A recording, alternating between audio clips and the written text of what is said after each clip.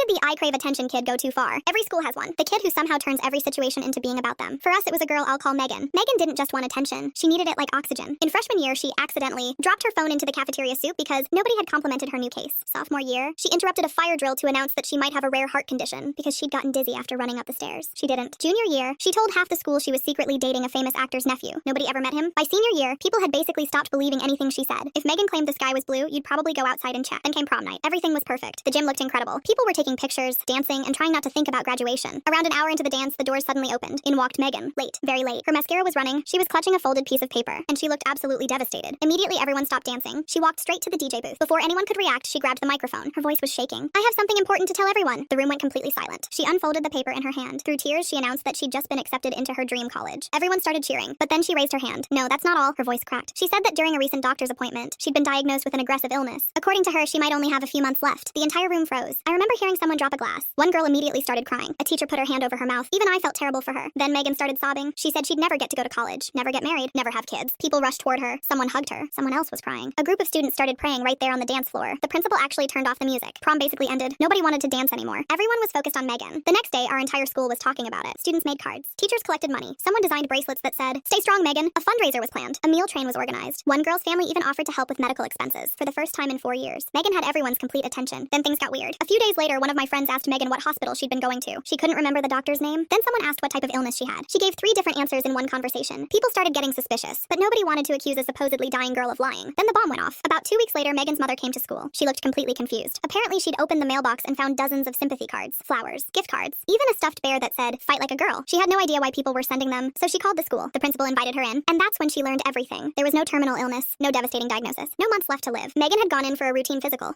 My guy best friend tucked a strand of hair behind my ear. "So where do you want to go for our anniversary dinner, baby?" I laughed. "We're sitting on my bed, half watching Demon Slayer." "What do you mean? We've been friends for a year now?" He pauses the show to look at me. "No, silly. As a couple. Did you want to do that sushi place you love?" Before I can process what he just said, he kisses me. Not a friendly peck, a real kiss. Then he pulls back smiling. My brain is buffering. His phone rings and he answers on speaker without thinking. "Hey, sweetie, you still with your girlfriend?" His mom's voice fills my tiny room. "Yeah, she's right here." Trey pulls me closer like this is completely normal. "What's up?" I sit frozen while he talks to his mom about some family emergency. The second he leaves to help her with something, I grab my phone with shaking hands. I call my best friend Sarah immediately. "He just kissed me," I say, practically hyperventilating. "Finally, congratulations." "What do you mean congratulations?" She laughs. "Well, that's kind of what boyfriends and girlfriends do." "Girl, are you okay?" I hang up. No way. This can't be real. I scroll back through our messages and my stomach drops. All those heart emojis he'd been sending for months suddenly look different. Every time someone called us a couple and he just smiled. Every time he introduced me as his Vitina instead of just Vitina. Every single time. I dropped my phone on the bed, trying to remember how this even started. Trey crashed into my life literally, with a basketball to my face freshman year. One black eye and 1,000 apologies later, we were best friends. By sophomore year, people made comments. The Starbucks barista asking if we wanted one receipt. His teammates yelling, "There goes the wife," at games. Professors just automatically partnering us together, but we never dated. Sure, we watched anime every Friday with Pad Thai. He picked me up from class. We were attached at the hip, sure, but friends do that. There was no "will you be my girlfriend" conversation. No DTR talk, nothing. Except apparently there was. And I was just too blonde to connect the dots. Junior year, his mom started calling me directly, asking about my post-grad plans, if I wanted kids someday. I thought she was being protective because Trey never dated anyone. It seemed sweet that she checked in on both of us every week. Then his basketball coach called me during economics class. "Where's Trey?" "He's not at practice." "I don't know, I'm in class." "Well, can you tell your boyfriend to get his ass to the gym?" I tried explaining we weren't together. He laughed like I'd told him the sky was green. When I got the flu in November, Trey missed 3 days of classes to take care of me. Soup, medicine, every streaming. One day,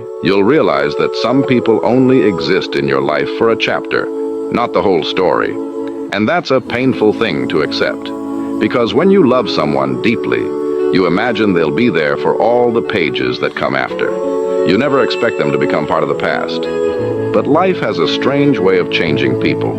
The person who once knew everything about you becomes someone who knows nothing about your life anymore. The person you talk to every day becomes someone you haven't spoken to in months, maybe years. And one day you wake up and realize that the memories are getting older. The conversations feel distant. You start forgetting the sound of their voice. And that realization hurts more than you expected. The emotions aren't as loud as they used to be. And that's when you understand something important. Some people were never meant to stay forever. They were only meant to change you before they left. My guy friends are making my boyfriend insecure because they've also had a piece of my cake. Now I'm worried he'll break up with me. So I have 3 guy friends I've known since college. Back then we were all single and honestly pretty wild. I hooked up with all of them at different times, sometimes together. It was a phase, nothing emotional, just young and stupid. That stopped years ago when we all grew up. 2 of them are now in serious relationships with 2 of my best friends. Everyone knows the history and we moved past it, or so I thought. My boyfriend Liam and I have been together a year and it's been the best relationship of my life. We clicked instantly and I knew within weeks this man was endgame material. The only issue is I'm his first serious girlfriend, so he gets insecure sometimes, especially knowing about my past. I've been completely honest with him about my history with these guys. I told him it meant nothing, that it's ancient history, and he's all I want now. He said he understood and trusted me. I even asked my guy friends privately to never bring it up out of respect. Last Saturday, we're all hanging out at my place. It's me, Liam, my 3 guy friends, and my 2 best friends. Normal night, everyone's drinking and playing cards. Around 10 p.m., I head out with one of my girlfriends to grab more beer and snacks from the store. We're gone maybe 20 minutes. When I walk back in with the groceries, Liam's entire energy has shifted. He's sitting on the couch staring at his phone, won't make eye contact. The guys are laughing about something. I can tell immediately something's wrong. You okay, babe? I ask him. He forces a smile and says, yeah, I'm good, but I know him. He's not good. We stay another hour, but he barely talks. When we finally leave and get in my car, he's silent. I drive us back to my apartment, and the second we're inside, I press him. Liam, what happened? You were fine before I left. He sits on my couch and his jaw clenches. Your friends wouldn't shut up about being Eskimo brothers. They kept making jokes about how I got the leftovers and asking if one guy's enough for you after. I'm going to give you 5 options. Choose the one that describes you the most. Option 1. You trust people too easily. If that's you, like this video. Option 2. You miss someone, but you'll never tell them. If that's you, comment 2. Option 3. You act happy even when you're not. If that's you, share this with a friend. Option 4. You overthink almost everything. If that's you, save this video. Option 5. You feel like nobody really understands you, but you're still trying to become a better version of yourself every day. If that's you, follow this page. Now here's the challenge. Don't lie. Comment the number that matches you the most. Let's see which option wins.